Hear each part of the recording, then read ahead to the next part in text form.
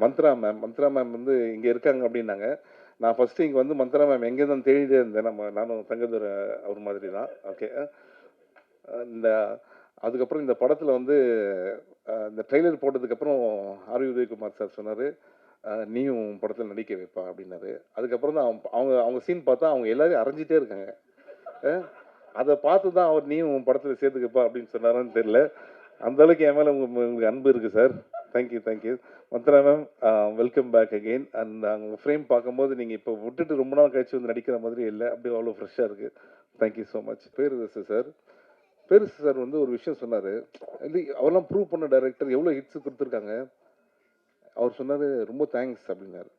"என்ன சார்?" அப்படின்னா, "இல்ல இந்த படத்துக்கு நீங்க வந்தது தேங்க்ஸ்." இங்க இல்ல கீழ சொன்னாரு. ஏன்னா நாங்க வந்து இத வேலையா வச்சிருக்கோம். நெறைய சின்ன படத்த வந்து சப்போர்ட் பண்றது வந்து வேலையா வச்சிருக்கோம். சொல்லுங்க எத்தன டைரக்டர்ஸ் இருக்காங்க ஃபர்ஸ்ட் ஆஃப் ஆல். இது மாதிரி வந்து மற்ற படத்தை சப்போர்ட் பண்ணணும் அப்படின்னு நினைக்கிறது உண்மையிலே hats off to you sir.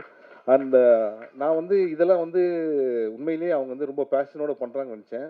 அப்புறம் இங்கே வந்து உட்காந்ததுக்கு அப்புறம் தான் தெரிஞ்சுது அவர் மந்த்ரா மேடம் பக்கத்துலையும் இவர் ஹீரோயின் மேடம் பக்கத்துல உட்காரத்துக்காக நடுவில் நம்மளை உட்கார வைக்கிறதுக்காக தான் இவ்வளோ பேசியிருக்காங்க அப்படின்ற விஷயத்தை. ஸோ சார் நான் என்ன கெஸ்ட் நான் யார் பக்கத்தில் உட்காந்துருக்கேன் பாருங்க, 2 பேர் நடுவில் நான் உட்காந்துருக்கேன். சார் உங்க ஸ்டோரி பயங்கரமா இருக்கு. ஆனா நான் ரொம்ப சிரிச்சேன் அவர் பேசுறது. பேரரசு சார் வந்து இவ்வளோ ஹிலேரியஸான ஒரு ஹியூமரஸ் ஸ்பீச் வந்து ரொம்ப நாள் ஆச்சு சார் கேட்டு. ரொம்ப ஜாலியா இருந்தது.